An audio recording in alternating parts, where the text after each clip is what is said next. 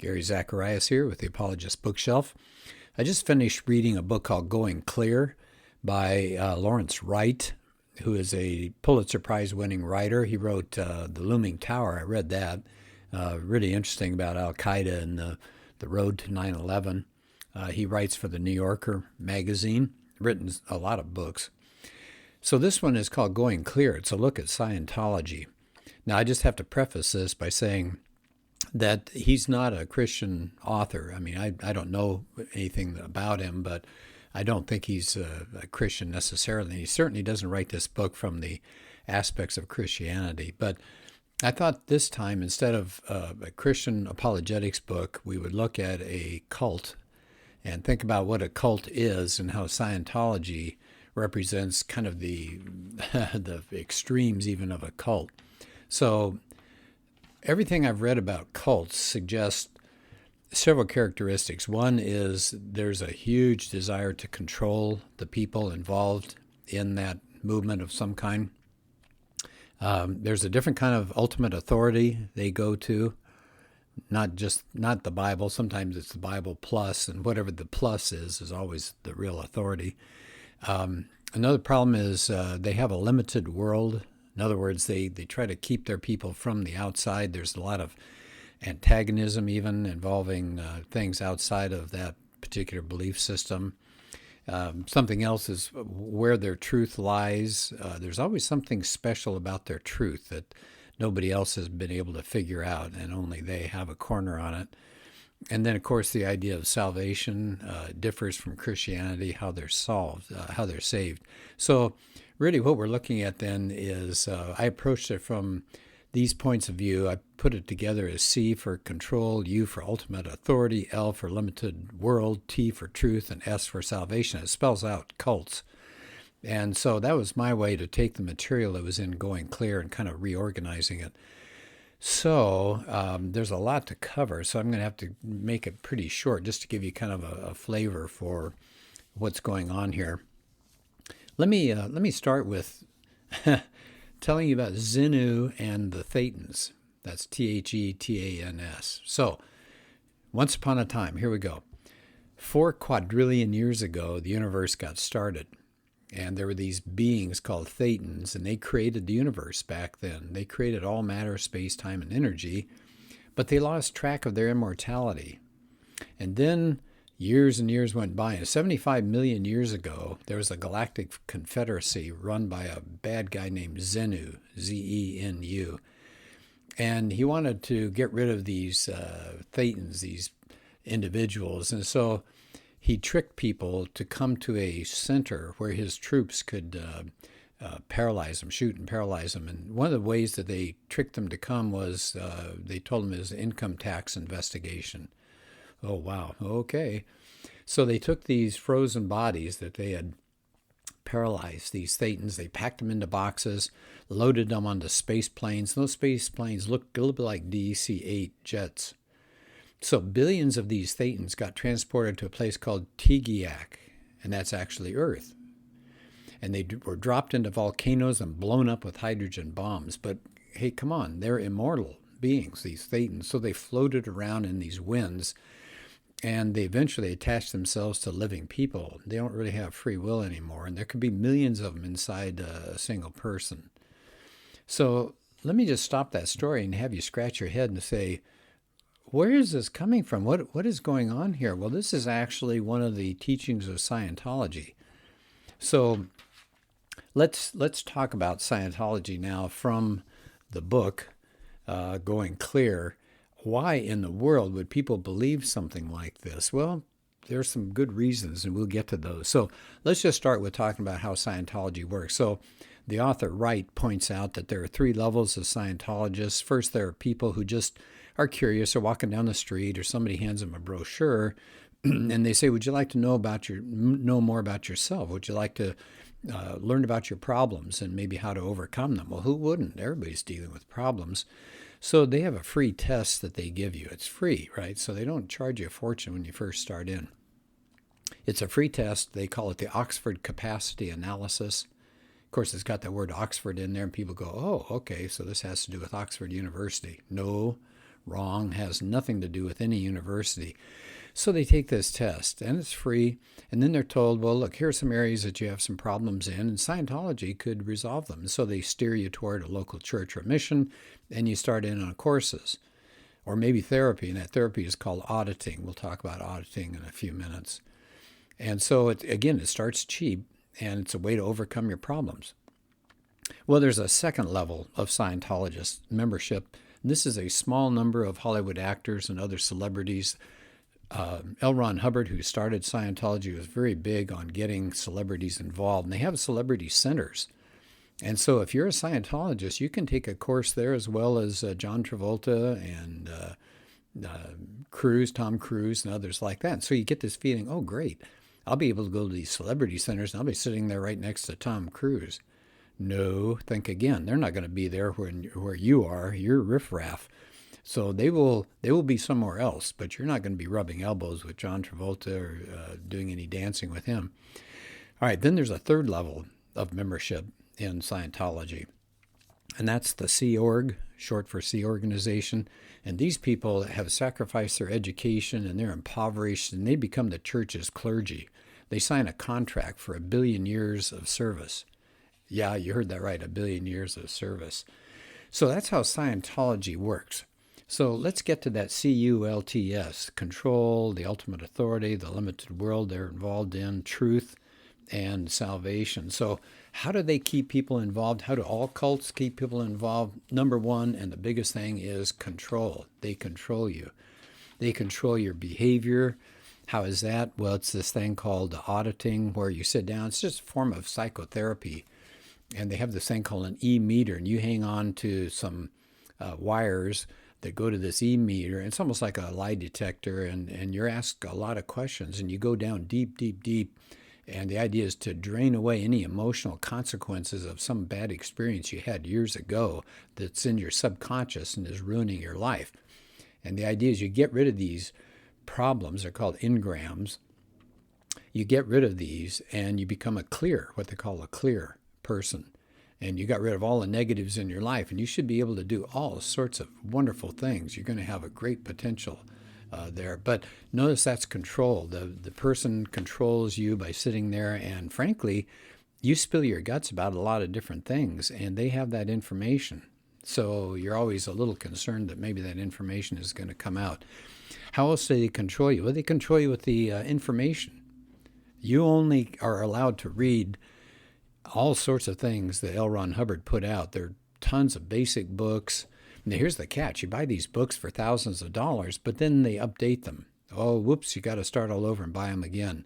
There are CDs, some of his audio lectures and things like that. And you just have to buy and stick with L. Ron Hubbard information. Tons of it out there. They control you by your thought. How do they do that? Well, they have suppressive people. And you don't want to be a suppressive person. That means you're not thinking the right way. You've expressed maybe a concern or a little confusion or some criticism. And if you're a suppressive person, you're on a bad list and you're in trouble and other people avoid you. How else do they control you? Well, it's through emotional things, specifically something they call disconnecting or disconnection. If you reject, you're in Scientology with your family, and if you reject it or have great concerns, they disconnect you, which means your family is not allowed to deal with you. So they suggest divorce the person who's questioning Scientology, divorce them, get them out of your life. There are so many people today that are just in tears because they've lost their family. They've been disconnected. Then there's even financial control. They control your finances. It can cost you hundreds of thousands of dollars. I mean, for example, doing that auditing where you're trying to go clear, that's $800 an hour. Now, that may have changed. That may be even higher now. So all of these methods are ways to control us if we're involved in this kind of thing. Then the U for ultimate authority. Where does the ultimate authority come from? L. Ron Hubbard. L. Ron Hubbard. And frankly, people are attracted to him initially. Sounds like he had an adventurous life, and he wandered the world, picked up all sorts of knowledge, and he led dangerous expeditions. He healed himself of all sorts of war injuries through techniques that he developed in Dianetics. So ultimate authority is Hubbard, but I'll tell you, the story of L. Ron Hubbard is really something. He made up all sorts of stories about himself, and he was in the Navy, and one naval attaché said this officer is not satisfactory for independent duty assignment. He's garrulous, tries to give impressions of his importance. The commandant of the Boston Navy Yard said he's not temperamentally suited for independent command. He was not wounded. He claimed to have been wounded in the war. Not true. He said he was part of a shipwreck. A ship sank, and he was the only survivor. Not true. He was never injured. He ended up with several wives. He was married to 2 women at the same time. I mean, this ought to bother anybody to say, really, this is our founding member, the person that started this whole thing. One judge in a trial said, Hubbard has been a virtual pathological liar when it comes to his history, background, and achievements. The documents traditionally reflect, by the way, they saw some secret memoir that he had. It says these documents traditionally reflect his egoism, greed, avarice, lust for power, and dictate massive aggressiveness against persons who he perceives to be disloyal or hostile. Wow. And this is L. Ron Hubbard. And so he had to run from the government for a long time, and he went to sea. For a guy who claims that this stuff will cure you and make you a wonderful person, he had palsy, his hands shook, he was hard of hearing, eyesight was poor, he could hardly see his typewriter, he wore glasses and early versions of contact lenses. So he starts up his Scientology, and he sails out to sea to avoid governments that are after him, and eventually he needs a center someplace, and he's looking for a land base for Scientology, and he settles on Clearwater, Florida. Read about Clearwater and some of the things that have happened to that town since Scientology came there. He had a lust for money and power. In fact, one policy letter, he says, make money, make more money, make others produce so as to make money. So the church was all about money. He promotes himself to admiral, retires at the rank of Commodore in the 80s, and dies shortly afterwards. Claimed to be a nuclear physicist and a civil engineer. No, not true. So this is the man that is their authority figure. Now, every cult is going to have an authority figure, but they're usually people that, once you look under the surface, have some pretty negative things going on there. So how about L, a limited world? Oh, definitely. It's not just limiting. It tells people, don't trust anybody. Don't trust anybody.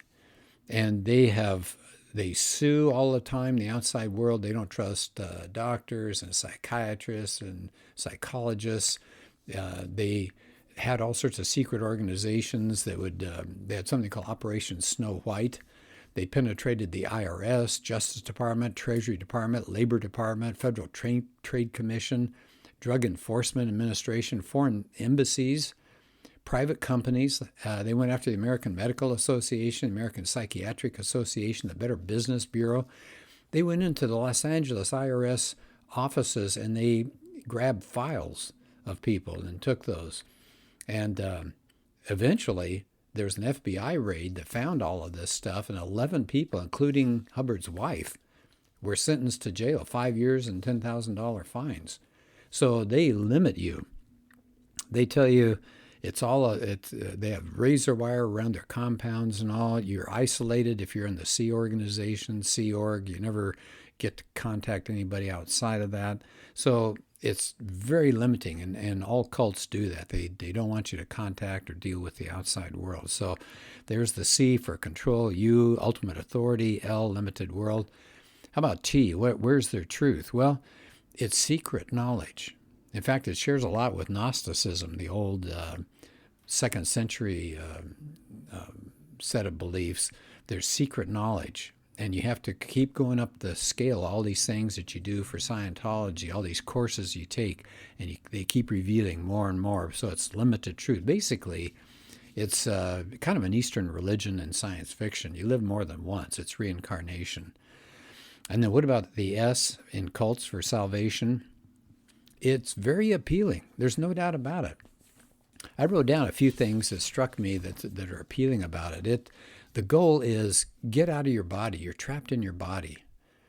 And you can do that once you get clear, right? You got to get rid of all these engrams, and you get rid of any of these outside things that you're basically a divine person inside, and everybody likes to hear that. The idea is that flesh is bad, and you'll gain this secret knowledge, and everybody likes to be part of a secret, so you're out on the inside of stuff. And it's all about you, so it's all selfish oriented. Think about what the devil said in the beginning of Genesis. You will be like God. I mean, that's pretty much what's going on here. And the idea is that other people are wrong, even these authority figures, in the IRS or doctors or whatever. You know it, and they don't know it. And you're going to restore humanity. It's all very prideful kinds of things.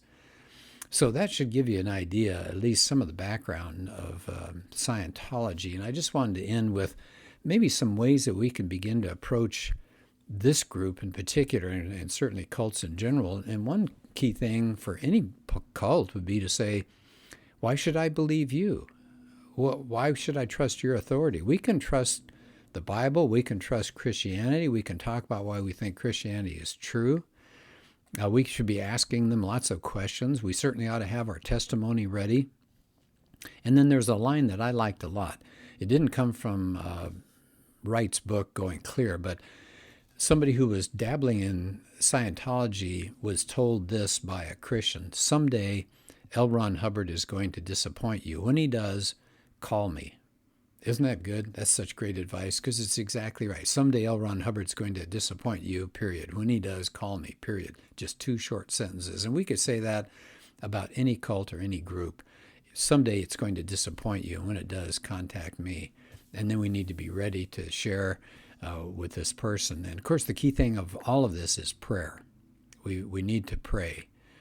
That's the key to anything involving Christianity. Well, like I said, this is a little bit of a different podcast, and I obviously just hurtled through information on Scientology. I do have more details. If you'd like to, feel free to contact me, gary.zacharias